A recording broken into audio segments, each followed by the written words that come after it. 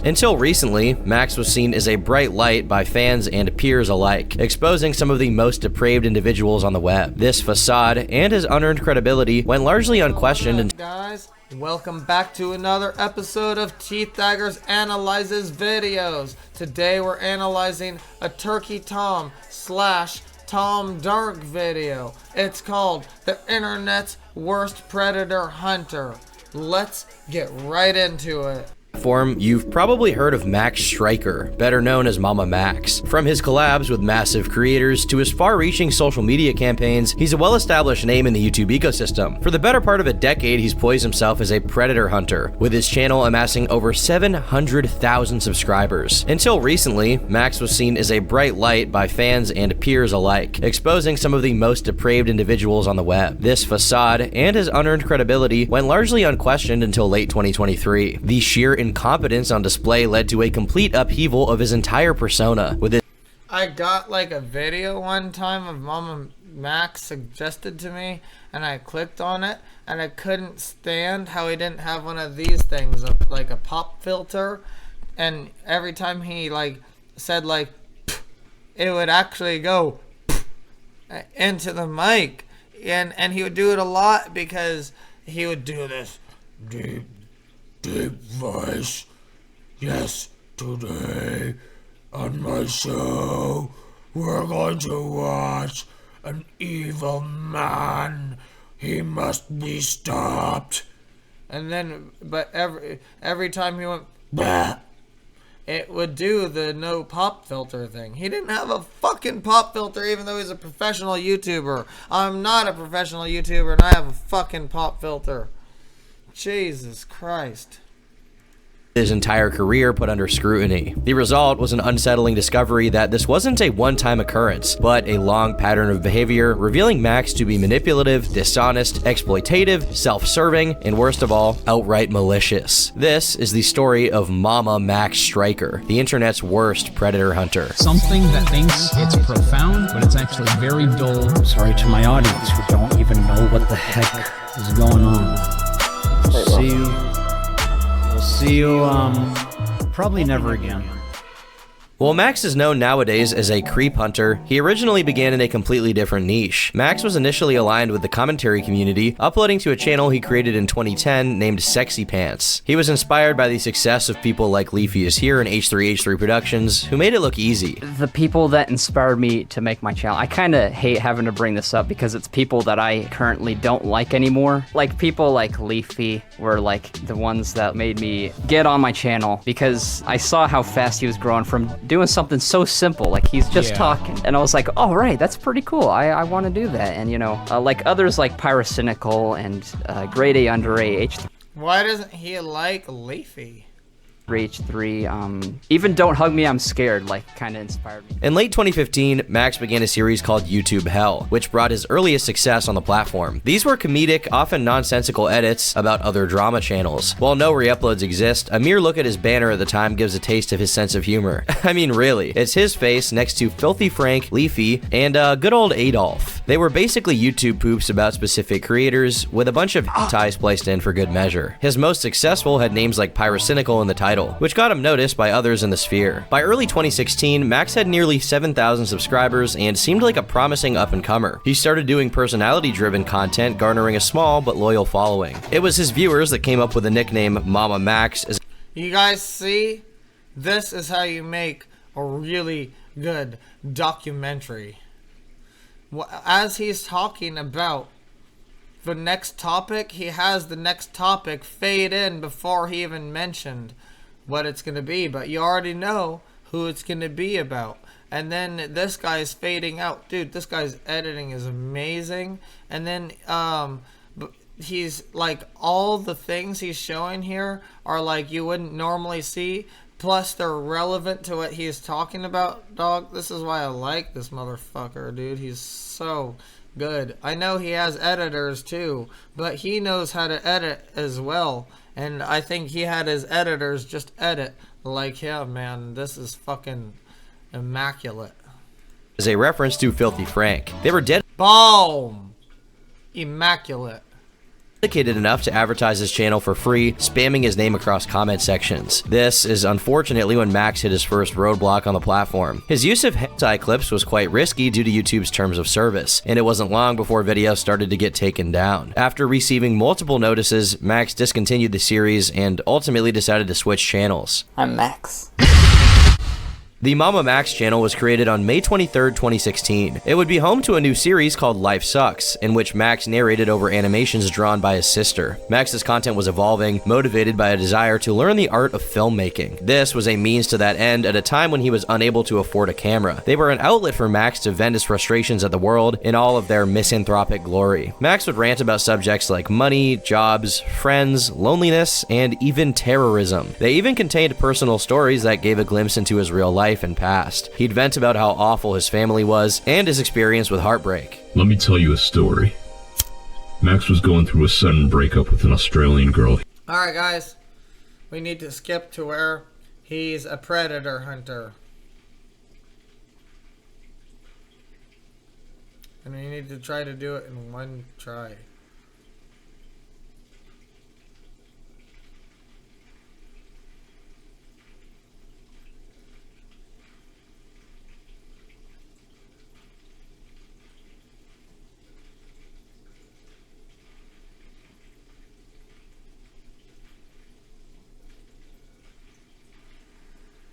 Here, this looks like the end of Life Sucks.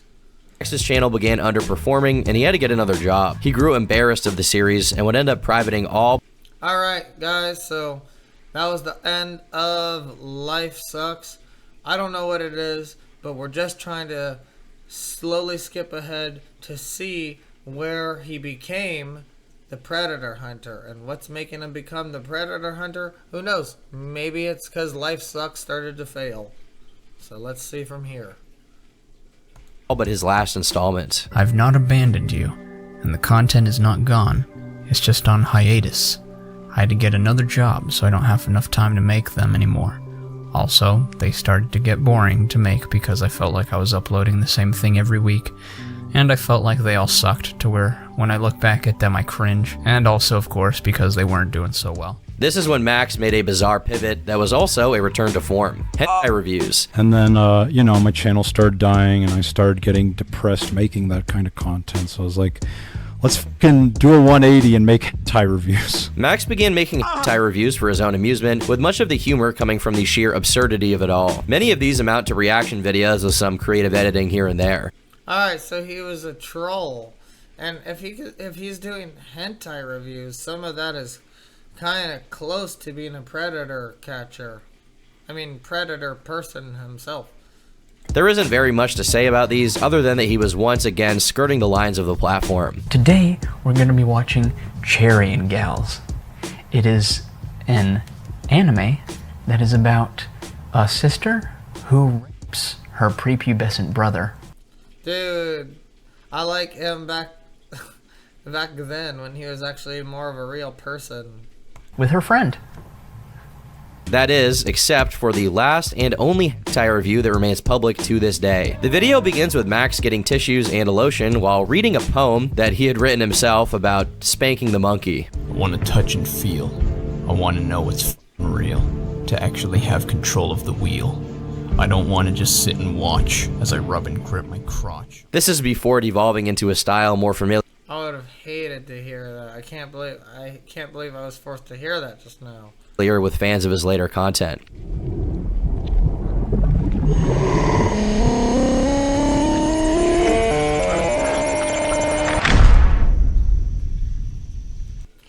Alright, Chapter 3. Life After Sad Life. Max's second YouTube channel, I believe. Chapter 3 starts here.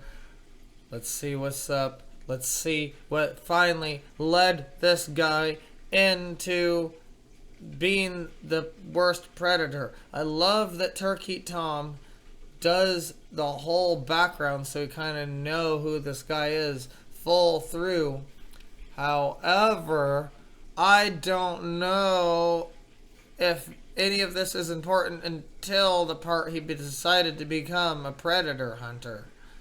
because of the title. But it is still a really cool video. So let's see if this finally is what leads him into that.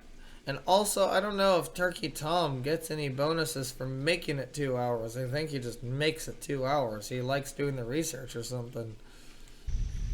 Max's channel was about to evolve, with this video serving as a transition to video game content. Even though he enjoyed making hentai reviews, it wasn't as fulfilling as the content he made to help people. I'm hoping to make this a series where I make documentaries about the impact of video games on people's lives.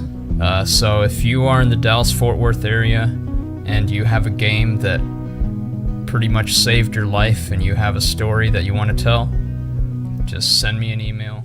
It was a sign of what was to come, with Max creating videos about Halo, Dead Space, and the Elder Scrolls. They contained a lot of original footage, as Max experimented more and more using voice filters on his narration. It had marginal success, with only one managing to crack 100,000 views. But they set the stage for the video that single-handedly put him back on the map, and began an entirely new phase of the Mama Max channel. Kanye Quest 3030 is a satirical indie RPG released in 2013. The game made headlines upon release, receiving coverage in outlets like Vice and Rolling Stone. It had mysterious origins, with the developer only known as Phoenix, but this fact was largely overlooked until 2 years later. In 2015, a user discovered a previously hidden section of the game. It claimed the rest of the game was a front, and its actual purpose was to spread the teachings of the Ascensionism cult. Those who investigated further found a complex puzzle of hidden websites and QR codes. The ending congratulated players on their ascension before asking for their private information. With the benefit of hindsight, we know for a fact this was an ARG. The creator was identified in 2022 as Clara Hope, who created Kanye Quest for a high school project. But at the time, this was unclear, with the discovery making big waves in the gaming community. On August 1st, 2019, Max uploaded a 30-minute video about Kanye Quest. He investigates the urban legend at length, concluding it to be the work of an underappreciated artist. Left behind by an underappreciated artist.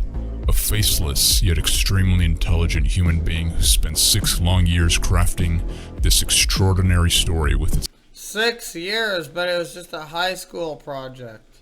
mystifying puzzles and games, but I do know that I can empathize with being an underappreciated artist. It is one of the most heartbreaking and soul-crushing occupations because of it. The video exploded in popularity, amassing over 2 million views. It quickly became the most viewed on his channel, solidifying the future direction of his content. Okay, so now he switches up content a lot. Now he's doing that. What's next? Still active members, known as Aleph.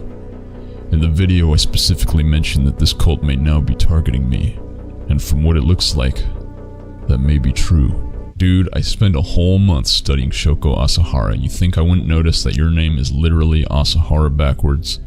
Come on, bro. If you couldn't guess by now, all of this is made up. If you go to 1245, you can clearly see he's an admin in the cult's Discord server. The video received major backlash from fans of Osamu Sato, but was otherwise taken at face value by the public at large. It received over 1.6 million views, surpassing his first video about the cult. I should probably mention that even the original video is fake. The entire premise relies on a misconception already debunked by Wikipedia. A common misconception is that the game was produced by the cult as propaganda. The story of Kamakui Shiki Village Okay, so that was the direction he went down.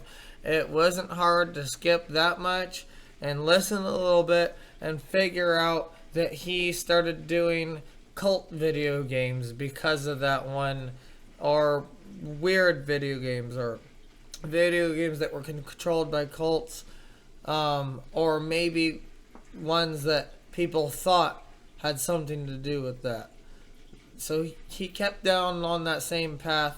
We're still on that. We skipped ahead a little bit, but we're still talking about the same sort of thing. He makes game content.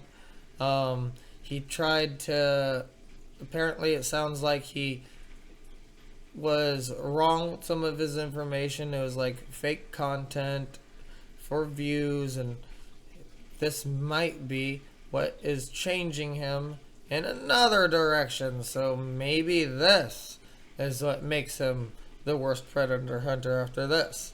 actually portrays and the sarin gas attack negatively, but Max got away with this, with the story of a YouTuber being threatened by the worst domestic terrorist in Japanese history taken as fact. This was, in many ways, where the crazy all began, with Max disregarding truth for a more sensational story. But as I said before, it went... Oh, I'm glad we landed on this part, because you know why Max has been called out lately? It's because apparently all of his predator catching is fake.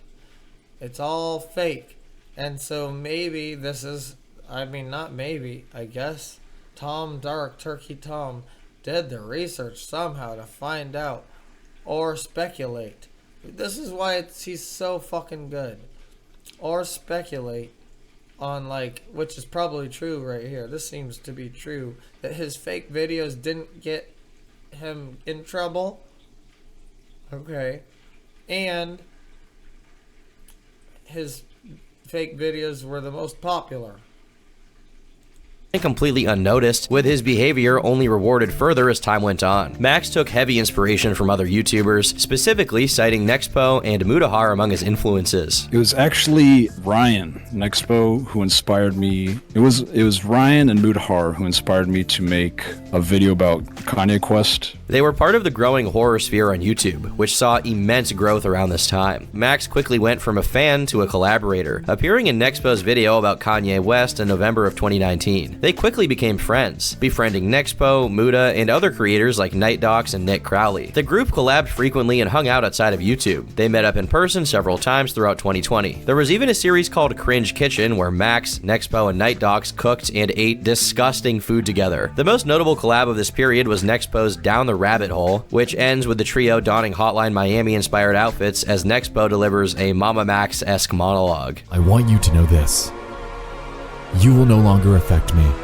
You will no longer affect my friends, and you will no longer affect anyone that interacts with me. That's fucking lame. He's trying to be all epic and crazy, but that just fucking was lame as hell. You've absolutely decimated an already shit year with your constant antics. But you know what? He's just in a normal apartment building. He looks like a normal apartment building guy with a mask.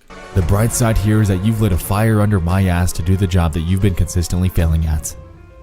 So thank you for opening my eyes. We'll take... This is so fucking lame. Even for a YouTube skit. it from here. The video amassed 5.9 million Never mind. I was wrong.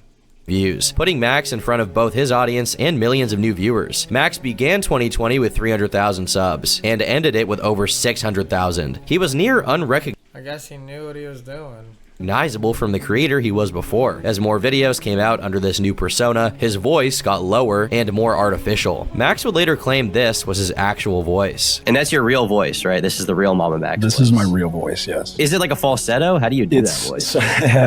So I'll like, it's so horrible. I had to get vocal surgery because of it, because I had cysts on my vocal cords because I kept doing it. Really? I would cough all day. Oh my god. And then the next morning, my voice would be deep AF. But that's all without mentioning the last and final pivot he'd make in his career. It was after rolypoly.exe that Max veered from video games in favor of a far more serious subject matter: online creeps. This was the true source. Boom! That's how it is. Here we go, guys. We can get to our video analysis. The first part of my analysis is, hell yeah, Turkey Tom, great editing. Your video is called The Internet's Worst Predator Hunter, so I personally wasn't too happy on watching like Predator stuff, but I was interested in like all the little details which made me click on this video. But I was interested in what made him the worst Predator Hunter, like what he did super bad. So that being the case, this was all really interesting, but was it necessary? No. But for entertainment value, yes. So take that how you will. It was great. I liked it. It was good.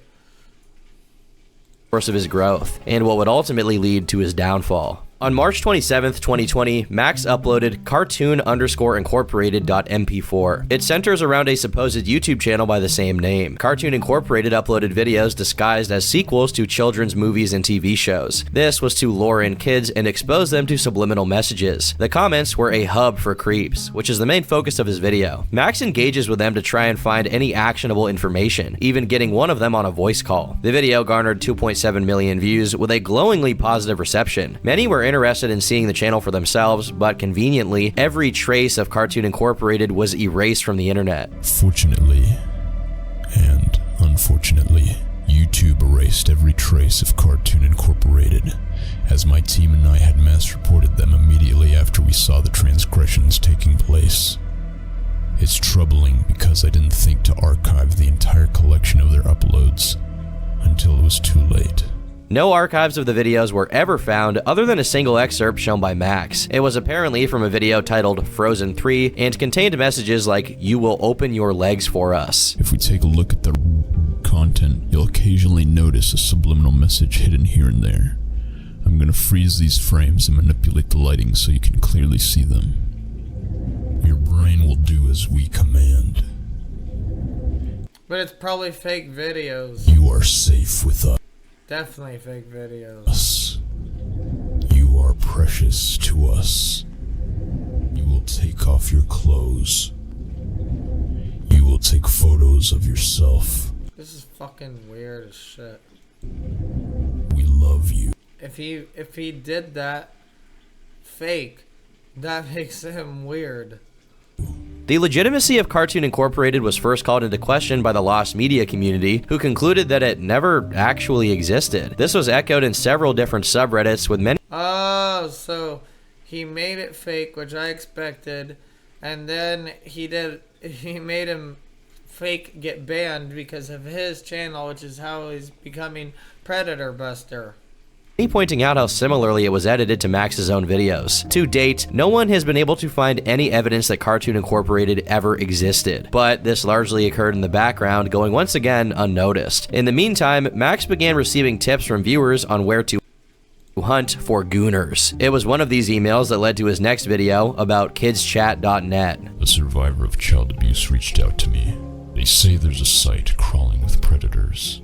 You and I are gonna find them. Pry them. There, he has a pop filter there, but he didn't when I was watching them. To his credit, there have been many independent reports of harmful material and interactions on that site. I mean, with a site called kidschat.net, that's not really surprising. Max's video was uploaded on June 5th, 2020, and was responded to by the admin a day later. It's a pretty abhorrent response, but they raise a few points against his video. Max claims that KidsChat blocked his IP in order to prevent his investigation. Anyway, they blocked my IP. Try and hide from us, I guess. We'll get back to them on that. The admin asserts Max was using a proxy or VPN to conceal his identity, which is not allowed on the site. This disputes the idea that he was being specifically targeted for trying to stop creeps. They also start calling him Money Max, which is pretty funny. But to be clear, Max was in the right here and pointed out real issues in their moderation on a site advertised for children. I get an email back from the administrator himself, Arkham@childrenschat.net. Where are the 10 screenshots of this activity? Something could be done if people send proof in the form of screenshots. Are you f***ing kidding me? So that means they've gotten reports before and have done nothing about them. Because they actually aren't monitoring the chat logs. And that must also mean the users who are reporting predators really are children. Too young and uneducated to know how to do so. 7 days after it was uploaded, Max's video was taken down for harassment and cyberbullying. I recently made a documentary exposing creeps and a PDF ring currently on the internet. Actual reports to the FBI and the NCMEC have been made because of it, which can be provided upon request. PDF files flagged the video and got it removed. My appeal was denied. The next day, Mudahar uploaded a video calling for it to be reinstated. He pointed out the severity of the situation and went through the admin's responses. Let's give this clown a new name. Whoa, Mudahar likes Mama Max? We'll call him Money Max for Muda took a pretty nuanced stance in regards to the takedown. He acknowledged the simulated violence and personal info likely violated TOS and understood why it would be taken down. So now to finish this video off, I definitely don't agree with Max's video being taken down, but after watching the whole video for myself, I can see why. YouTube has an issue with vague terms. I definitely understand that with the harassment cyberbullying. They don't really discuss why they removed the video. But if you look at it, right, his video definitely has like skits that involve sort of violence in them, like extreme violence, and I can definitely see how that can be portrayed as harassment, cyberbullying under these new guidelines. So when they took his video down, I guess they had a fucking point. A few days later, Nexpo uploaded his own video in support of Mama Max. It begins with Max reading out his tweet from earlier, which serves as the intro to his own expose. On the 5th of June 2020. Wait, but shouldn't people deep into YouTube like that already know that he's just an entertainer and he's faking his videos? And that being said, guys, Mama Max got proved to faking his videos and clickbaiting. Who else do you think is gonna get proved to fake their videos and clickbait and they get canceled? That's why I'm super transparent with faking my videos and clickbaiting. One of my good friends, Mama Max, would upload a video exposing predators found on a website aimed at children. After going down the rabbit hole, it appeared that the site's remaining time online was numbered, as Max was reporting his findings to authorities. His video began to gain steam, but before it could get large enough for widespread internet and media attention,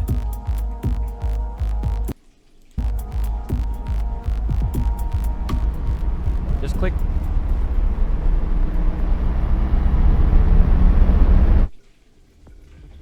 he was silenced. Nexpo found himself swarmed with creeps after being on the site for only 10 minutes. The system that you have in place is, by all accounts, understaffed, unsecure, and lacks the user-friendliness to really address the primary issue at hand. Predators are able to exploit your site's weak points, and as we've seen, being in that chat room for not even 10 minutes made me a potential target for them. If these changes are not addressed, then I can predict an FBI investigation in the near future.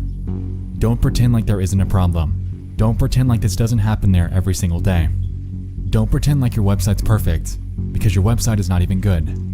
You have a lot of work to do, and there will be a lot of eyes on you. The original kidschat.net video was never reinstated, with Max forced to re-upload it entirely on June 19th, 2020. Thankfully, that didn't have much impact on his reach, receiving over 2.3 million views. The ordeal would end up benefiting Max in the long run, with the exposure doing wonders for his public image. To have two massive YouTubers not only defending him, but explicitly calling him a friend, lended him a ton of credibility. Today's video is sponsored by Friendship.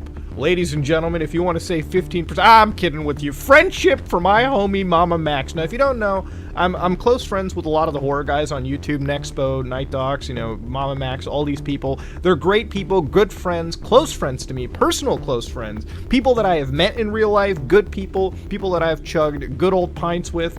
These are close friends to me. And when one of them gets treated dirty, your boy's gonna stand up for him, because that's what friendship is all about. This was perhaps when Max got a taste for his ability to rally the YouTube community. With the public at his side, he started work on his next investigation. Max's next video was published on September 11th, 2020, hunting PDF files on a children's dating app. The video centers around MyLol, which markets itself. Hell yeah, guys. So, finally, Chapter 3. Max is starting to do the predator hunting shit. We're about to see what gets him in to being the worst predator. Although, I believe that Turkey Tom got me demonetized for this video. So, we're just gonna watch and smoke. So guys, I hope you have the first bowl grinded, because we're gonna just click play here and smoke it up. Let's get right into it. as the #1 teen dating website in the world. This video once again seems legitimate, highlighting issues with the site's moderation while catfishing PDF files. It even resulted in the MyLol app being removed from Google's Play Store. With that said, Max was unrelenting in this format, and ultimately the video was taken down once again for bullying. Max doxed multiple potential perpetrators, including showing an actual phone number on screen. He also showed a gun put into his mouth, which raised similar issues as his last video. It really isn't surprising the video was taken down. This resulted in him creating a follow-up video titled, "I found a website that protects creeps," then "Answer Us YouTube," and later, YouTube.com. The video lambasts YouTube for taking down their video, implying they support Jeffrey Epstein and recognize being a creep as a sexuality. So now that you consider pedophilia as a recognized sexual preference, I guess we can expect pedosexual celebration month from YouTube sometime soon. If only you could see the things I have. Max uses his most recent takedown to highlight similar issues faced by Anxiety War, another creep hunter. This all builds up to a first call to action in which his viewers tag YouTube CEO, at the time, Susan Wojcicki, as well as massive current events channels like Philip DeFranco and Moist Critical. All I ask is for you to tweet to Team YouTube, Susan Wojcicki, H3H3, Philip DeFranco, Moist Critical, Scarce, Keemstar, Markiplier, or whoever your preferred voice to get through to YouTube is. Yeah, because he wants a bunch of clout. That we saw that right in the beginning.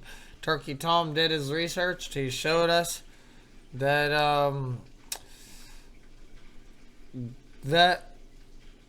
you know, he just wants a bunch of clout. Basically, he makes fake videos. It didn't hurt him. He made more fake videos. It didn't hurt him. His investigations were fake. It just got him more clout. He still got to keep his same YouTube friends. He kept on getting rewarded, just like Turkey Tom said. Tom Dark. It's weird that he didn't say at Tom Dark or Turkey Tom. That's kind of weird. Matter of fact.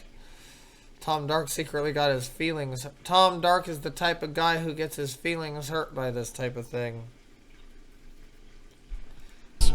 With the message. He called for them to use the hashtag AnswerUsPedoTube, a play on Answer Us YouTube, which trended earlier in the month. Everyone can agree that YouTube's automated system and the way they've applied their policies hasn't always been fair. Having to deal with false flags is a near universal experience on the platform, but Max started to develop a real vendetta, unable to remain rational about the subject. Max acted like it was a personal attack against his content, and thus a defense of creeps. It was effective and gave a new spin to the pre-existing outrage. The hashtag immediately began trending, quickly spreading across social media. The public was already primed against YouTube, so only a few creators gave any pushback. One of the YouTubers that did was Tommy C, who became one of Max's most vocal critics. Tommy assumed Max to be in good faith at the time and respectfully offered a few criticisms with Nicholas Diorio. I don't know if this is the right way to do it. I have a problem with like the layout. Like, here's the deal: I wouldn't make a pedophile expose like this. Yeah. I also wouldn't make a pedophile expose at all. I mean, I watched Instagram wake up. That didn't go so well. It didn't go so well. Wake up, and that didn't go so well either. And Mama Max is already assuming that they're protecting pedophiles. The evidence isn't in yet. We don't know if they are or not. We don't know if this is a glitch. We've seen entire channels taken down, and YouTube's apologized for it, put them back up. Because they said it was a glitch. What is the most common? Reposting other people's content. You know, they find. Here's the problem: when you're talking about pedophile rings and all this, you have to use words like CP. You have to use words like sexual assault, sexual violence. I was 15. All of these things might trip the algorithm. There was good reason to be cautious, as in the past, campaigns like this could lead to overcorrection. The most notable example was YouTube Wake Up, a campaign started in 2019 by Matt's What It Is. Matt accused YouTube of facilitating and monetizing the exploitation of children. It was a call to action, with an emphasis placed on their advertisers. This was controversial as it really doesn't take much to incite an advertiser boycott, which only really punishes creators in the long run. While Max didn't get his video reinstated, the hashtag was a success. Charlie took his campaign seriously and brought Max's concerns to the CEO of YouTube. This also comes into play with Mama Max's video, if you remember that controversy that happened, where Mama Max had this huge video that got taken down, and it was taken down because he showed a phone number for like 3 seconds on screen. Well, instead of taking that whole video down, why not just let Mama Max know, take this out and the video stays up? I'm sure he would have obliged using YouTube's editing tools. Whoa! So, dude, this is Moist Critical actually sticking up for Mama Max. So, I guess the call to action did work, sort of, in some sort of way. Holy shit. So I wanted to make sure that they heard that suggestion, and Susan in particular really liked the idea and really wanted to press that on the policy team, and the policy had also liked the idea and wanted to explore ways of slowly implementing this policy over time too. Max eventually re-uploaded the video with a few edits, receiving another 1.2 million views. Now, the goal of any reputable hunter should ideally be to get these people behind bars. It's important for investigations to be conducted in a way that ensures it can be used by law enforcement. This is a very delicate process, as mistakes can result in the entire case being inadmissible in court. The most infamous example of this is perhaps Alex Rosen's sting of EDP 445. It was understandably a big question surrounding Max's content and integrity. On March 6, 2021, Max uploaded puppystomp.mp4, diving into zoo sadism and people who abuse animals for profit. The video begins with an update regarding MyLol, praising viewers for the impact of his video. That includes a screenshot of an arrest implied to be related. Most importantly, wait, he went into the EDP thing and then this thing, like, at the same time, basically. I just got really confused. But it makes me feel less bad about my content, because sometimes my content gets mixy-uppy like that too. I know the EDP thing made sense, and I know going into this made sense, but the EDP thing was literally like a couple of words, and then he just went right into this. Parents are now educated and protecting their children. Guys, when you're making like a really intricate video like this, there's a bunch of things that you want to like get in there, because when you're making it, you're like, this is important, but it's hard for the viewers to catch it all. And I think that was a good example. And then they're gonna comment below, well, you didn't mention this, which he likes. He likes getting those comments, but he actually did mention it. It's just hard to catch everything in a 2-hour documentary. And that's why when I made a documentary about how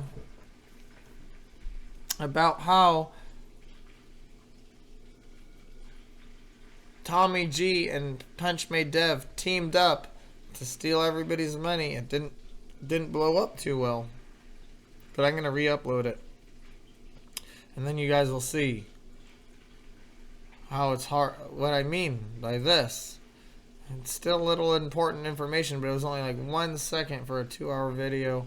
There'll be some of that in there, because it's kind of important still, and it still makes sense. Properly. And then, as for the predators we exposed, they have either been imprisoned, or some may have gotten away. And I hope they live happily ever after. And it was all thanks to you. No, I will not take credit for your achievements, because it was you, after all, who laid categorical sunshine and rainbows to those silly goobers. All I did was nudge things in a particular... Dude, I do not like this Mama Max, dude. He thinks he's like a 4D chess player. All I did was nudge things. I made it happen. Direction. Max later claims that 2 or 3 of the targets that were exposed got arrested. So it really was me. I'm thanking you. That was the most fake thanking ever. But were released on bail. The rest were inconclusive due to alleged failings by law enforcement. Like 2 or 3 of them got arrested, but out on bail, and then like was inconclusive, so the police. Well, there's a few I got emails about. Can't talk about that, but just know that justice has been served. But not to all of them, of course, because, like I said, police don't give a shit. The implied arrest is unique in that all of the identifying information is censored. This is very out of character, with names and photos always shown when applicable. None of... Let me guess. This was proven to be fake, which is why he's the worst predator hunter ever. of the people listed in his My Lol video match the description. The only one in Harris County was never charged with a crime or incarcerated. Texas Penal Code 2111 in its entirety does not appear to cover cybercrimes, but instead indecency with the child. Max's vigilantism wouldn't fall under these charges, even if pursued by the police. The montage of articles Max shows is also misleading. He takes credit for educating parents about the sites, but many of the web pages shown actually predate his video. These issues were discovered by u/MaximumPlatypus69 in 2023. Until then, Max's credibility was solidified, with many looking to him as a paragon of virtue. But looking back now, it may seem hard to understand how he was ever taken seriously. The edgelord persona and over-dramatization are extremely cringe, but many of his viewers at the time were CSA survivors, who found it helpful as an escapist power fantasy. If you look through his comments, many of them praise Max as a hero, a label that slowly got to his head. In November... Okay, so he hasn't talked about how they're going to prove it wrong yet,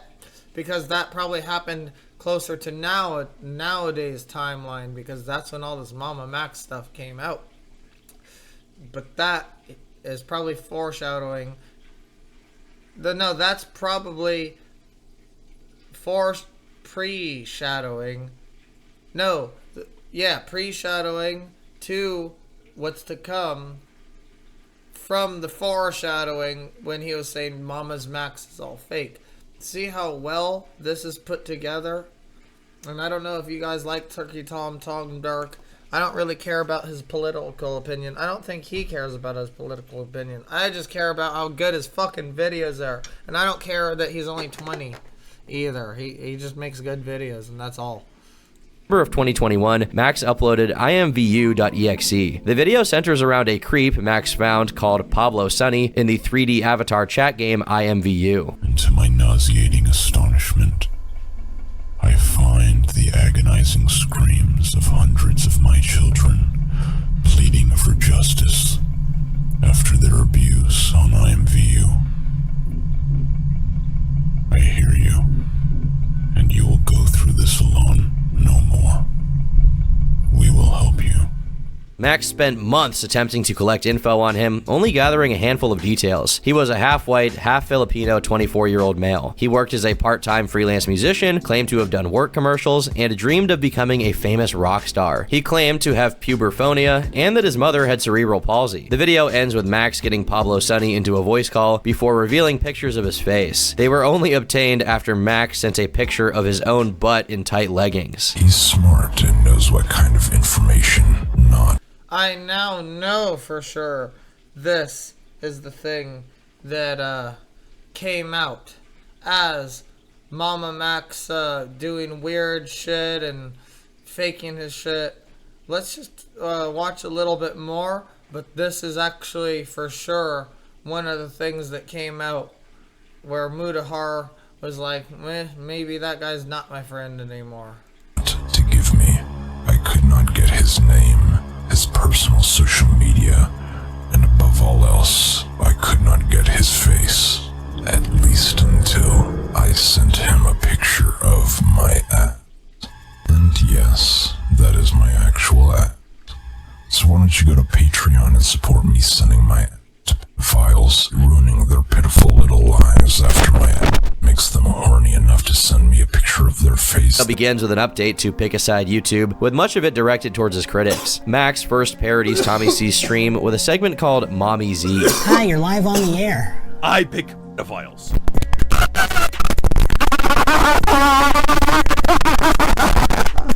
Wow. Wow. Okay. I absolutely agree. Thank you so much for calling in. I am a... So without further ado, let's get right into the video. Max then shows excerpts of his reaction before implying that having Vito and Mr. Girl on a show meant he supported PDF files. Bear in mind, Mr. Girl only called into Tommy's show for about 15 minutes. Rather than call Tommy out by name, he does what a non-clout chaser would do and refers to him by his sub count. What I did not foresee, however, was when you accidentally aligned with actual pedophiles along the way. Please teach me your ways, washed up commentary channel number 46,853. Anyway, I can see a simple conversation is asking for too much when you're busy inviting more pedophiles onto your show. Now, Max is sure to clarify he wasn't calling Tommy a PDF file, just Vito, apparently. And that's not me calling you a pedophile number 46853. That's me calling you stupid. I would never threaten you. But his audience got a different message. It's one thing to accuse a platform of protecting PDF files, it's another to accuse a small streamer in front of your entire creep hunting audience. Tommy was flooded with comments accusing him of being a creep. He responded in a stream calling Max an egomaniac before revealing something he had never talked about. Tommy was in fact a CSA survivor himself and had every right to criticize Max for the way he was making videos. I'm a victim of child molestation. I was molested by my babysitter, and I got lucky. I had a couple drinks with my neighbor across the street a couple years later when I was a teenager, and he full-on got raped by the same guy. Neither of us had the balls, because we were children, to say anything, and by then it was just too late. So I get really, really upset when stuff like this happens. Don't believe me? Think I'm just saying it? Well, Dave knows about it, and he's known about it for like 10 years. And he's one of my closest army buddies. And if you want to sit there and deny me, which I don't care, say that I'm making the shit up, why would a guy like me running a comedy show just open him up to some of the most offensive, which I fully expect, jokes that I'm going to get? I don't care. I care more about people not taking you seriously than making fun of me getting molested as a kid. Max had basically re-victimized Tommy by subjecting him to the harassment of his fans, who were now baselessly calling a CSA survivor a creep. Max never responded to this publicly beyond a half-hearted attempt to squash the beef on his... Oh, he got owned secretly there, because if he really is a survivor of that or whatever, this guy's whole channel is about trying to help survivors of that. His live stream. I don't want to hold dirt on anyone. Like, even people like Tommy C. I honestly just wanted to, like, clap back, because you call me a pedo on stream. I think I deserve to slap you a little bit. I don't want to like fight him forever. I mean, I think he's very funny. I don't think he's a bad person. I just think sometimes the way he covers stuff feels like he takes everything at face value and just runs with that. And I would like him to be more thorough. This is a secret apology, but it's he hit it in a way that's not an apology. Because I think he has a lot of potential, because he is very charismatic and he has an audience who would die for him, and that reminds me a lot of myself. Oh, and I haven't even mentioned the QR codes yet. Yeah, so Max would hide QR codes throughout the video with messages for Tommy C. In one of them, Max admits to cherry-picking the clips of Vito and Mr. Girl. Don't let this small section of the live stream fool you. I cherry-picked it, but that's not why I'm showing you this, even though it is peculiar why he treats files more friendly than someone who hunts them. The reason I'm showing you this is because hashtag 46853 has a pattern of giving a platform for creeps to defend themselves. In another of them, he says something that will have very strange implications as we progress further into the video. I've said this before publicly many different times. I don't do this for the kids. I do this because I like hurting people. On July 23rd, 2023, a channel by the name of Magnetar released an almost hour-long expose on Max. It served to platform some of Max's ex-girlfriends who had come out against him. The names featured would be more fleshed-out stories from Lucy and Olivia, who had voiced their accusations prior, in addition to a new victim, Haley, Magnetar's girlfriend. Haley is the only one we'll be discussing at length, as her story appears to be the most credible. It's also unique in that Okay, I'm starting to get why he's the worst predator hunter ever. He's hurting some of the people who've actually been affected by it, even though his channel is about that. Also, is about helping those people. Also, he wastes a lot of time on, either caught known predators or people who aren't actually predators, but he's accusing their chat of being predators or something. So it's just a lot of bullshit. And so far he got one YouTube guy's channel shut down. But maybe there's a worse predator hunter. That Zach guy, I think. I forgot his name, but I think that's it. She never dated Max, alleging a one-sided obsession that spanned several years. She gives us quite a bit of history on Max, starting all the way back in 2013. They met in high school and were close friends. Haley claims How could you believe any of this, though? It's just somebody clout chasing.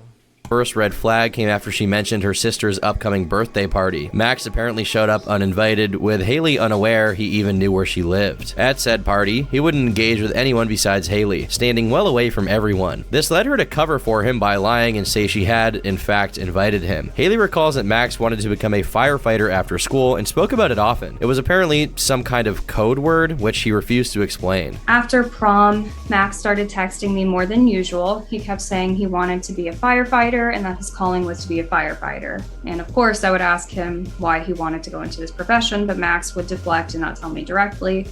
He also said that firefighter was a code word for something else. I asked him several times over the next, few months what it meant, but he would just laugh at me and change the subject. In August of 2014, Haley got her driver's license and suggested he stop by after work. He took her up on this and they drove around town. Eventually, she took him to an inlet near a lake where they sat and talked for a bit. Max brought up his dream of becoming a firefighter, which led Haley to ask about it again. But this time, he simply handed her a notebook. Haley opened it at home and found, allegedly, a violent plan to get rid of her actual boyfriend. Most of the notes were similar to diary entries, like what happened that day, things like that. And then he started describing, our friendship, like him and I. He talked about... Okay, so he was like one of those weird psycho incels. About how I lit up his day, how he looked forward to seeing me, and all of those things. He then brought up Dustin, who was, again, my boyfriend, and how he didn't deserve to have me. He had written out a whole plan on how he would get him out of the picture. I don't fully remember the exact details and don't want to speculate how he would have done it from memory, but I remember it being thorough and violent, and it freaked me out so much that I just threw the book down. She tried to distance herself, which should have been easy as she began attending university, but Max was persistent in her DMs, with Haley claiming she went along with it so as not to set him off. Why wouldn't he just wait and be like the guy from Descendants, Hope, Milo? One day, I'll be the one. This led him to show up at her dorm room, an hour-long drive, despite never telling him exactly where she was staying. One night he showed up to my dorm room. I hadn't told him which dorm I was staying in, so it was strange. He found out where I was. When I asked him how he knew where I was, he laughed and never told me. Haley broke up with her boyfriend Dustin that September and spoke about it to Max. This led him to try and reconnect further, which she was advised against by her current boyfriend Anthony, also known as Magnetar. Anthony told her to ignore him and cut off all contact. She refused, figuring she owed it to Max to let him off easy. Then one day, Max claimed to have arranged a meeting for her with her sister. It was for networking purposes as they were in the same line of work. Haley agreed, and Max calls her to tell her they booked a hotel room. He drives her to the hotel, where she finds out the meeting was a ruse, and he actually books the room for the two of them. This is where she alleges Max trapped her, disallowing her from leaving and dismissing any excuses she threw at him. He was standing in the doorway and wouldn't let me walk past him. Anytime I tried to get out the door, he would hold my shoulders or my waist and he would just stop me. Honestly, I can't remember all of what happened that night, as I've done. Well, I don't know if it's true or not, but it kind of sounds like it would be true because I was watching a stream on Ice Poseidon and the guy was doing the same thing. Not Ice Poseidon, but somebody he had in the stream. He was stopping the woman from leaving, so I guess people do that.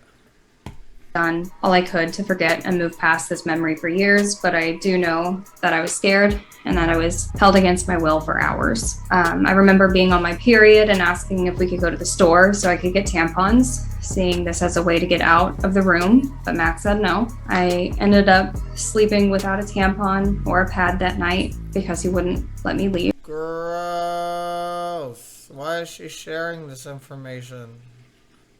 I remember telling him that I was talking to a new guy and that we had plans to watch a movie that night. Max said that I was lying about the movie date and continued talking about his mom and his sister. I eventually was crying. Well, at that point, he kidnapped her if this story is real.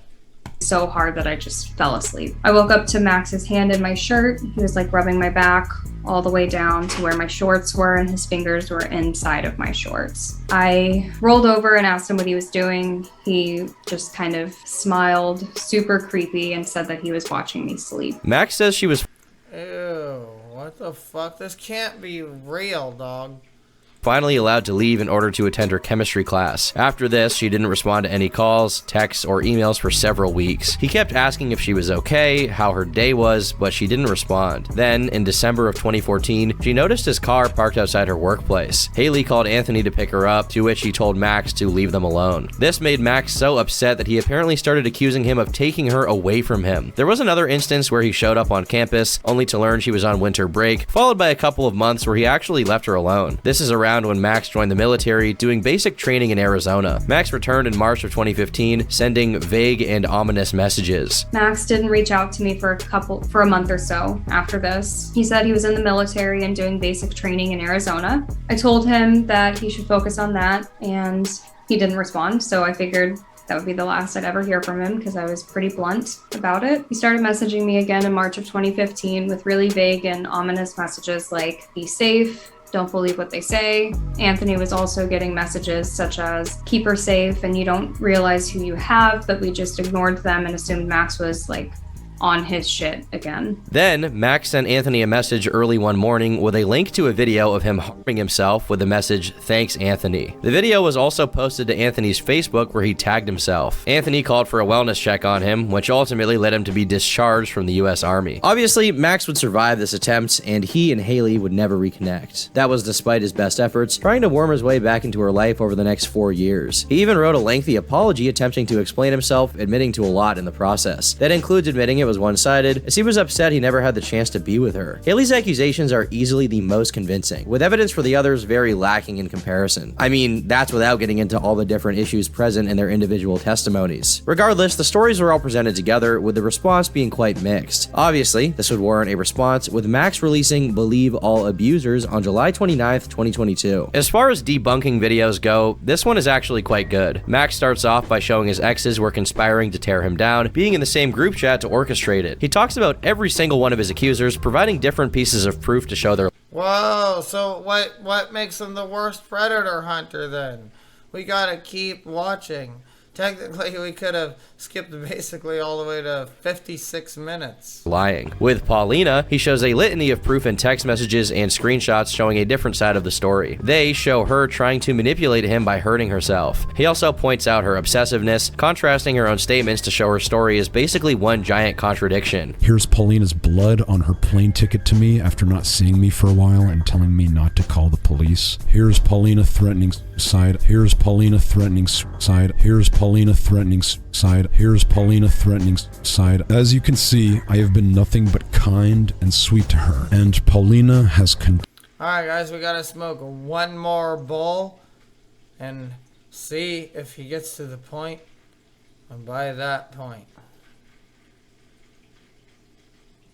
continued and continued and continued and continued and continued and continued and continued and continued and continued and continued to harass me, my friends, my team, and my family. And anytime we try to defend ourselves, she says that we are the ones harassing her. So, as you can see, I was not the abuser in our relationship. She was. With Olivia's story, he doesn't even really bother debunking it with proof, instead showing a recording of a voice call he'd had with her, where she bluntly admits she had made up all of it. The full 30-minute call, from before she joined the group chat, was put in the description. I broke up with you literally because you were boring, to say the least. We never hung out. He was a fucking YouTuber. Never did anything. We never saw each other. Even though we lived together, we never did anything. Alright guys, we have to try to skip ahead to past this girlfriend drama. Right around here it looks like. Show he was making a pinky promise, as he says. At this point, Max tells us he hadn't actually been aware at all that Haley was dating Anthony, as whenever they hung out, she would claim they were just friends. He would eventually find out in boot camp, which is when he attempted to take his own life. However, his version of events once again differs, as he shows a supposed text from Anthony threatening Max to stay away from them in the aftermath of that video. In fact, he tells us the person who had saved his life was actually one of his army buddies. He also shows a supposed police report filed by Anthony and Haley. Since Max doesn't show much evidence of many of his and Haley's interactions, he decides to call in his sister as a sort of character. I think Haley was that girl earlier that he had a crush on or whatever, and she was like, I have a boyfriend.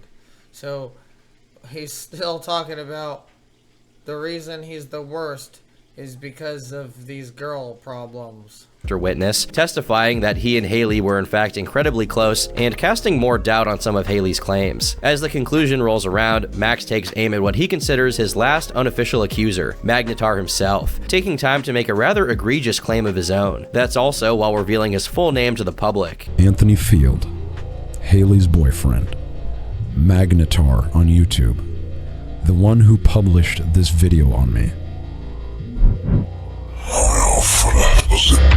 The proof he shows is the testimony of a supposed victim who claims Anthony sent her nudes when she was underage. We also get testimony from Max's sister who affirms this anonymous account. He graduated high school and he was an adult. He sent his genitals to a high schooler who was around 14 years old or 15 years old. It should be noted that we don't actually get any tangible evidence. In spite of this, Max is very confident in calling this man a creep, leaking his full name in the process. The video was overall received very well, amassing nearly 1 million views. It was good enough for people to not only dismiss the accusations, but levy the ones against Anthony. That included several massive YouTubers who trusted Max as both a friend and a credible hunter. And then he showed a clip of his sister saying that the guy that's that organized the video was sending like dick pics to 15-year-olds. Me and my girlfriend were following the whole thing like crazy because it was like, because me and my girlfriend were like, we know Max, so it's like, we just want to know this whole fucking thing. And me and her were blown away by the bombshell. We're like, what the like, how can this it's like, you gotta imagine, like, if you're the guy running these things and you have a possible history. I mean, to be honest, looking at it from his perspective, Max is this guy who obviously has a chip on his shoulder and hates this dude, right? And he's making videos about catching pedophiles. He's just scared that one of the videos will be about him. So he's trying to discredit Max first. We'll touch base with this later on because it would take a while for this video to be scrutinized at all. This is for the most part how the public left off the scandal back in 2022. Anthony gets destroyed and Max is still in a position of power. With the constant takedowns and apprehension to censorship, it shouldn't be surprising his income came largely outside of YouTube. Max doesn't even try to monetize his videos anymore. Max had a fan base of very loyal supporters, a massive number of whom signed up on his Patreon. This is where he would upload uncensored cuts of his videos, as well as other exclusive benefits. While it's a bit iffy to calculate his exact earnings at the time, given he hid both the number of patrons and the amount he was making, we can assume through third-party websites that he had well over 3,000 patrons at his peak. This was at an average of around $6 per patron. Of course, to maintain that loyalty, you would have to actually produce the content they were paying for. For a while, the only video he uploaded after Believe All Abusers was a song called Pray. It's pretty embarrassing, with the lyrics about how he wants creeps to perform oral on him.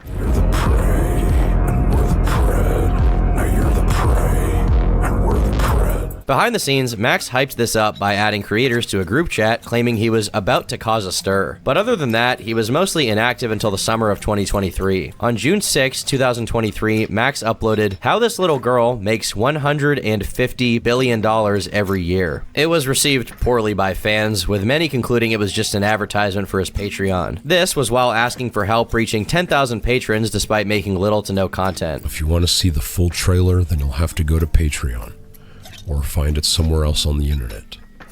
But in the meantime, please enjoy this censored version. Those who did watch the uncensored versions were disturbed. Max's rather tasteless recreations were present throughout his catalog. In Wayne.exe, he even shows himself rescuing a victim from her captor in a Hotline Miami call. Well, then that's why he had it censored then. Then it wasn't just an ad.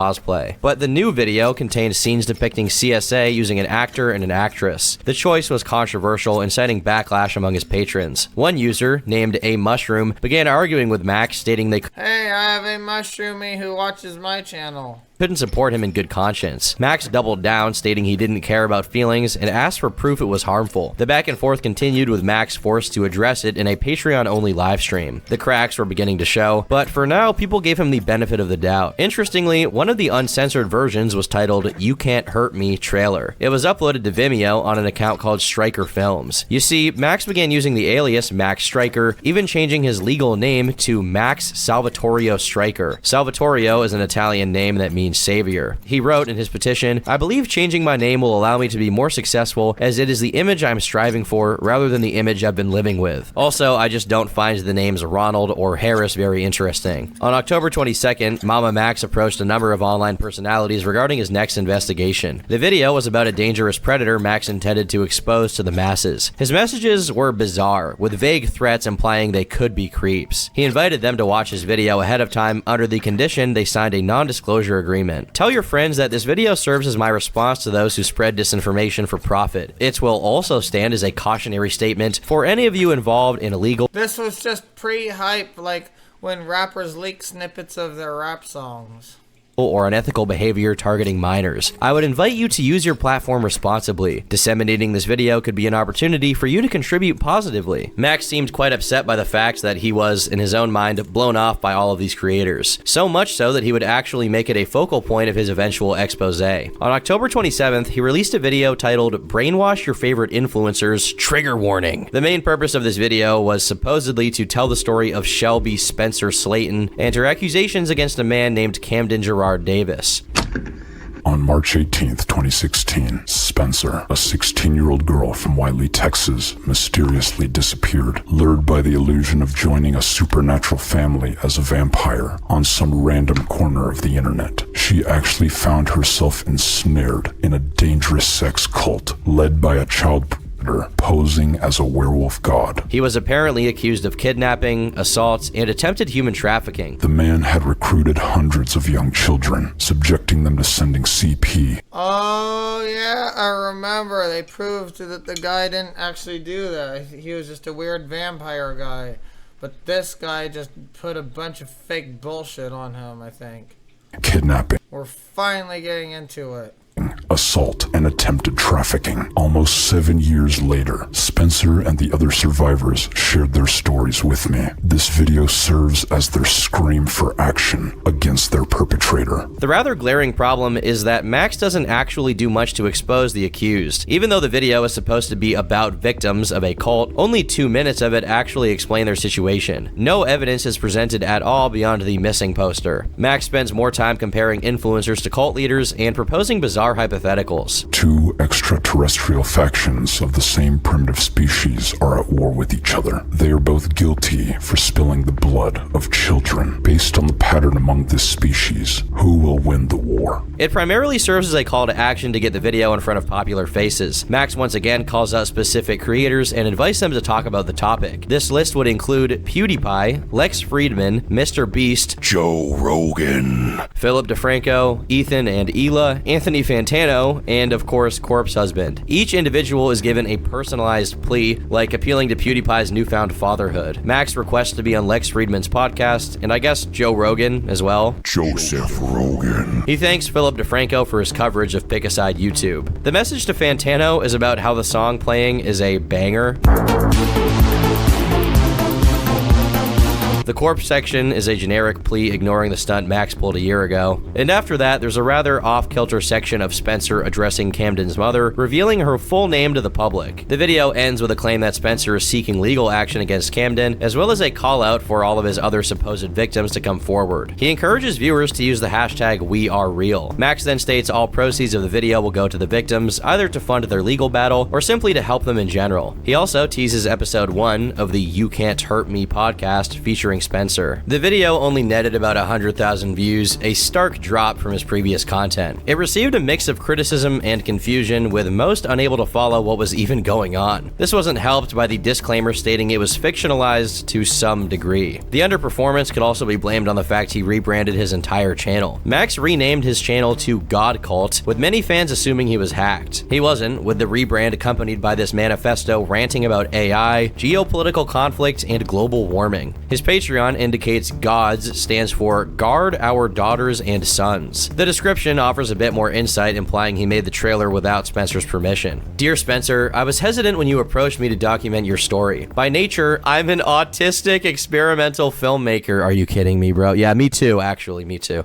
I'm mad autistic, dude. I'm an autistic experimental filmmaker with a propensity for igniting movements that many deem controversial. I'm not a journalist by any stretch, but you believed in my ability to do justice to your narrative. narrative. As I listened more, I found my own traumatic past reflecting yours in some of the most heart-wrenching ways. To that end, you'll find a few surprises that we can discuss after you watch it. I hope I did not let you down. Your friend, Max. The comments were filled with valid criticism, causing them to be turned off entirely. The next day, the aforementioned podcast was posted to a channel owned by Spencer. It's a 5-hour interview in which Max asks Spencer about the cult at length. Now, just a heads up, I'm not going to talk much about those accusations today, but I do have a separate video about the cult on the way, which will investigate the allegations against Camden Gerard Davis in depth. The biggest takeaway most had is that, once again, there were no receipts. While most believed her story, the interview doesn't provide actionable evidence. In fact, it may have hurt the cause, as part of her testimony includes admitting to several crimes. There was one time he did have me lure a girl, like, physically. We got an Uber and went and picked this girl up from, like, 30 minutes away from us, and she was, like, 13 or 14, and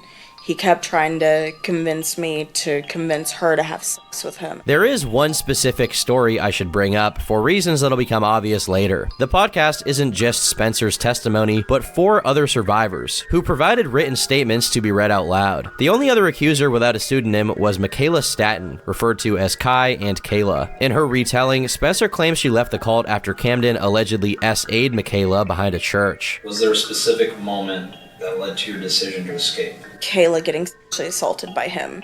Like, literally in a ditch outside of a church. Michaela reported this to the authorities, apparently providing photo evidence and a threatening conversation she had with him. In fact, she even claims Michaela had gotten pregnant, and when she'd told that to a detective, he outright ghosted her. Eventually, Michaela would allegedly have a miscarriage. The video offered a harrowing and far more complete picture of how severe these allegations were. But they were just that, allegations, and you need a lot more to call someone an evil cult leader. That's why I didn't say anything. I knew it. I think this is all just made up for Mama Max's channel, because he even says, well, this is just a reenactment. And most people simply didn't have the time or ability to piece together the story from a 5-hour podcast with no proof. It didn't get the attention Max desired, as the next day he went live with Spencer reacting to the video. Influencers, even if they're not destructive, being inactive to injustice, I feel, is in of itself harmful. People don't care until it affects them. And I know this is shitty, but if they don't Okay. So we know where this is leading. That was a fake video, and then when he started calling out influencers, people started investigating him, found out this was all bullshit. His only defense was, it was a reenactment, but too bad, because it was all just bullshit. It was all just for entertainment value. I think he ended up saying that. And now, we've got to skip ahead a little bit, just to see where this leads.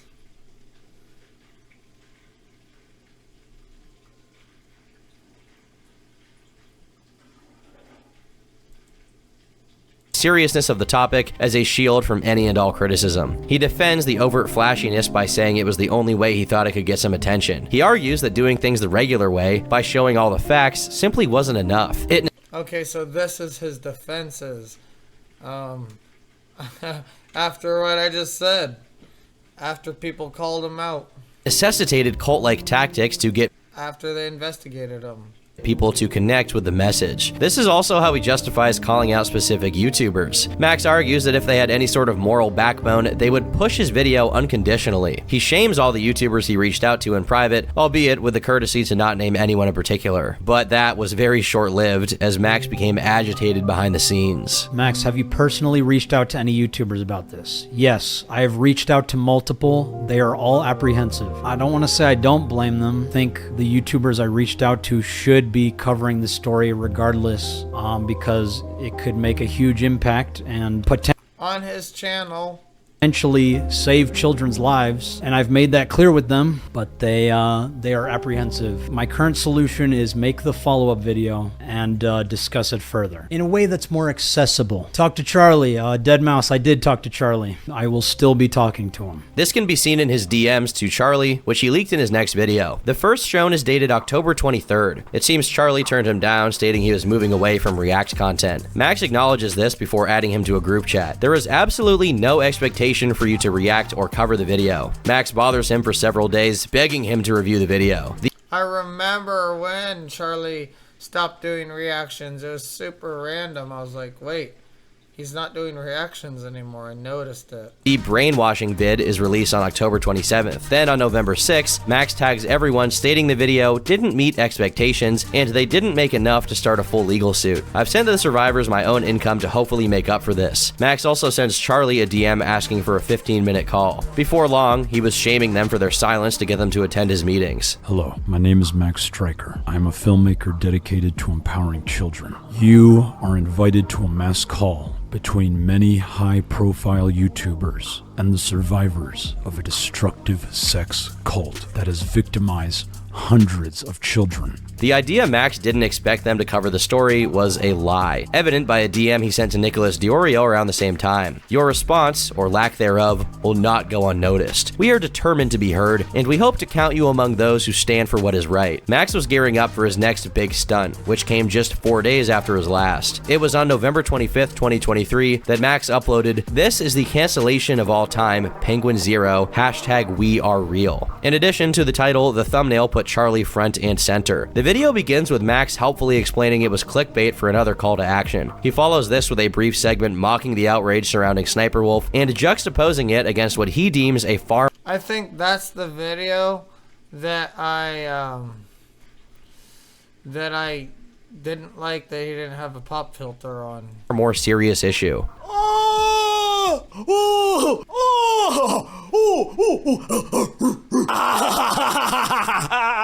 While Max claims it isn't a call out, he does levy several criticisms against Charlie. Footage of his channel plays in the background while Max rants about the apathy of creators. There's even a section where he shows all of their DMs before looking down solemnly as the survivors flash on screen. This is all preceded by a quote stating his silence would lead to the triumph of evil. The only thing necessary for the triumph of evil is for good men to do nothing. Following this montage, Max addresses Charlie directly while claiming he's not trying to corner him. This is largely what he spends the last 10 minutes discussing, once again distracting from what he supposedly cared about. Charlie, I hold on to the hope that you'll act in accordance with the integrity and goodness I've always known you to possess. I realize that centering this part of the video around you might feel imposing, and for that I extend my sincere apologies. To offer a gesture of goodwill, here are my dogs, hoping it brings a moment of joy amidst these heavy topics. Max finally provides evidence in this video, but they're spliced in between the borderline seizure-inducing edits and flash on screen for only a second. They're also completely without context. The montage includes a picture of Spencer and Camden together, as well as some seemingly innocuous posts. They do very little to further our understanding of the case, but hey, at least it's something, I guess. He also plays a video with the survivors, including both Spencer and Michaela. My name is Spencer, and I am a survivor of Camden Gerard Davis. I think they were just actors, though. The leader of a destructive cult that has victimized hundreds of minors. This video is our screen for action. The video drags on for a while, adding really nothing worth of substance to the overall investigation. Pretty much the universal impression from creators and viewers alike was that it was just another call for attention. In the end, this video was received the worst, with an overwhelmingly negative comment section. Everyone from CSA victims to supposed lawyers came out of the woodwork to criticize him, pointing out the over-reliance on flowery prose and the obvious attempt at emotionally blackmailing Charlie. This continues even into the description where he admits to using ChatGPT-4 and cult psychology. Whatever goodwill he had from over the years was quickly evaporating, as even his own fans were skeptical. I mean, we're a whole 3 videos in with over 50 minutes of content, and Max had still done absolutely nothing to explain the whole story or provide actionable proof. The video inevitably reached Charlie, who was asked on stream to address the situation. He was not impressed, calling the move slimy and giving a brief explanation of why he stopped replying in the first place. We talked like a month ago about like what he was working on in his investigation, and then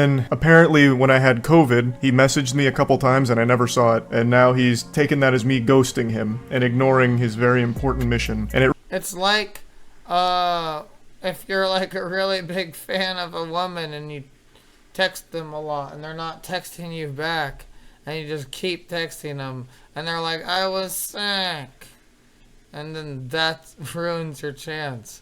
And don't ever try to mess with Charlie. Hasn't Mama Max noticed all these people trying to mess with Charlie just getting obliterated?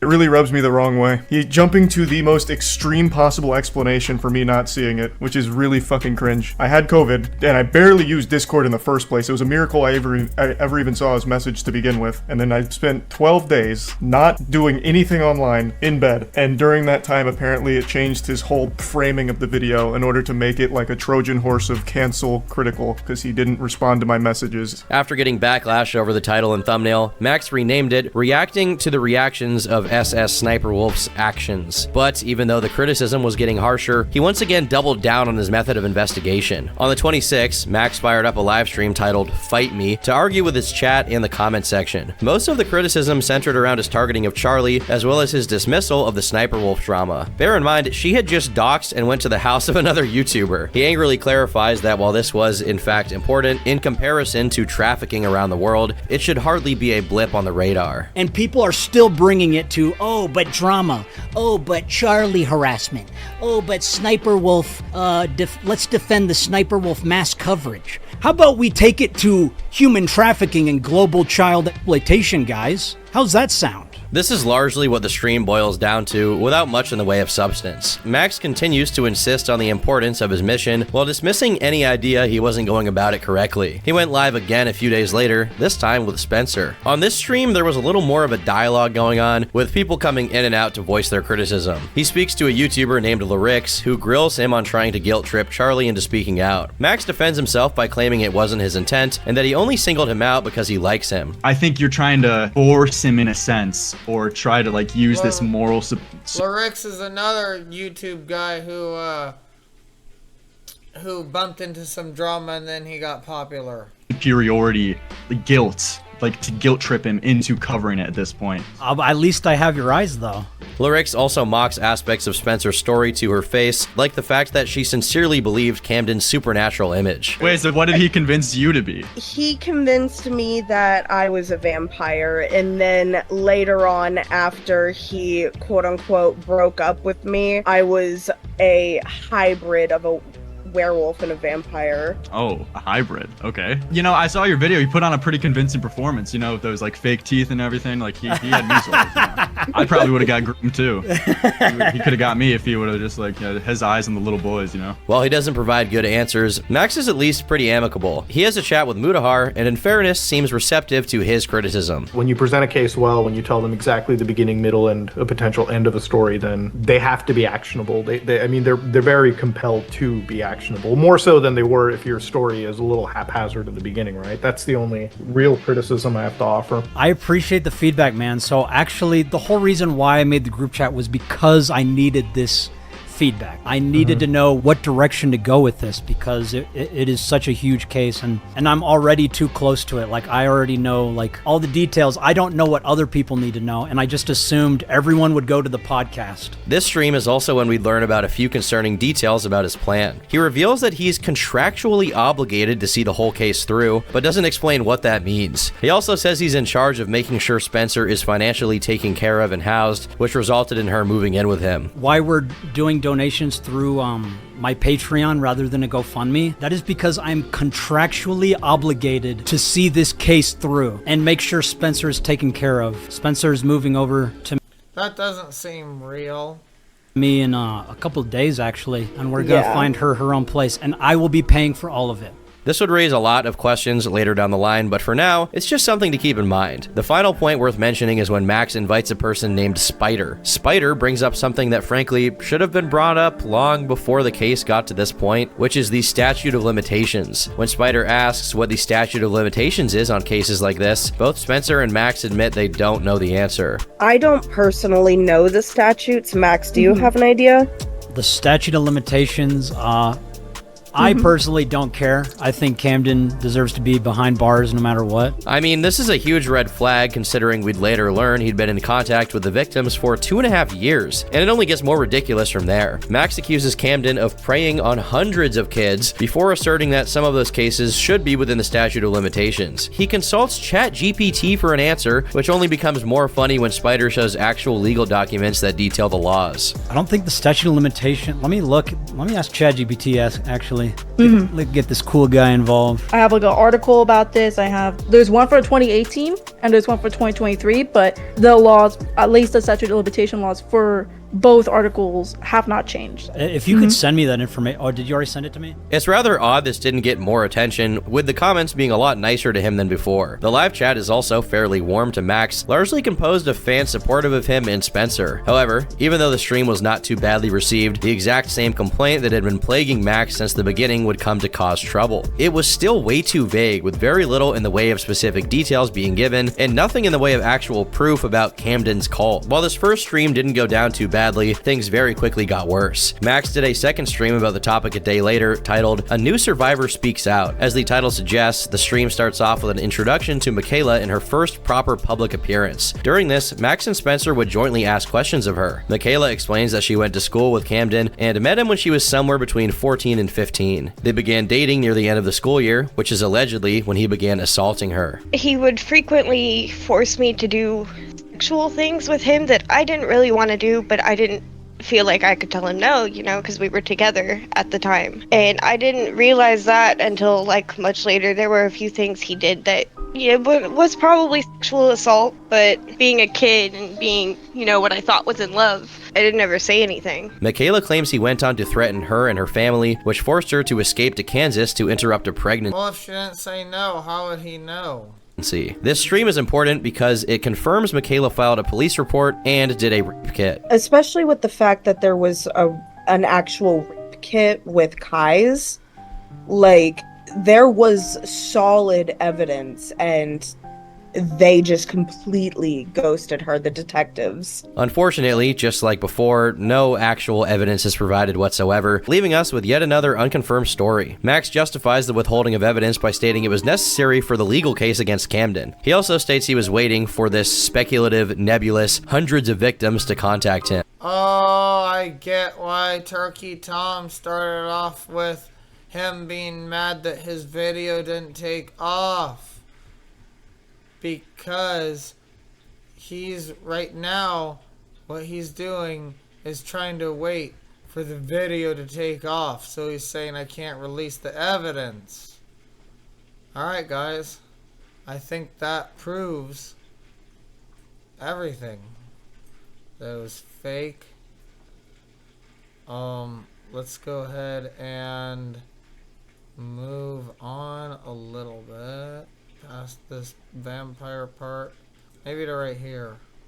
Is to deliver potentially damning testimony, you better make sure everything lines up, especially when your testimony is the only thing we can go off of. Needless to say, putting trauma victims in front of a mic on a live broadcast is not a good way to do that. This oversight was enough for Max to break out of his stupor, at least slightly. He pinned a comment under one of the videos promising to address some of the complaints. By then, his own subreddit was turning on him, questioning why Max would even bother instead of focusing on the timeline and actually getting a video out that proved that this cult even existed. So up until this point, there's something I've neglected to mention. Michaela is a single mother. If you'll recall, Max claimed all of the proceeds from his Patreon and the 3 videos would go to the victims. In spite of this, on November 19th, Michaela made a troubling post on Facebook begging for $20. This was so she could afford baby wipes, diapers, and eggs for her child. This opened up a lot of questions about how that money was being distributed. I mean, Max went out of his way to give Spencer money and a place to stay. We also know that Spencer herself was now in charge of the money, which suggests she was responsible for distributing it to the other victims. So for one of the key victims to be left financially destitute is not exactly a good look, no matter how you slice it. Then, a few days later, another bombshell dropped. Michaela's original police report was obtained and released on Kiwi Farms. It contradicted her on-stream account completely. It was filed in May of 2017 when she was 18 years old. There was a rape kit, but police concluded there was no physical evidence to support the suspect was at the house the night of the incident. Now, to be clear, it does align closer with her account from the podcast, but there are still major discrepancies, such as 2 other alleged assaults going completely unmentioned. They are supposed to have occurred outside of a church in December of 2016. In December of 2016, a week after my birthday, and then again on Christmas Eve, I met him in a church parking lot in the middle of the night under the pretenses of he wanted to talk about some things that were going on within the group. Both times he ended up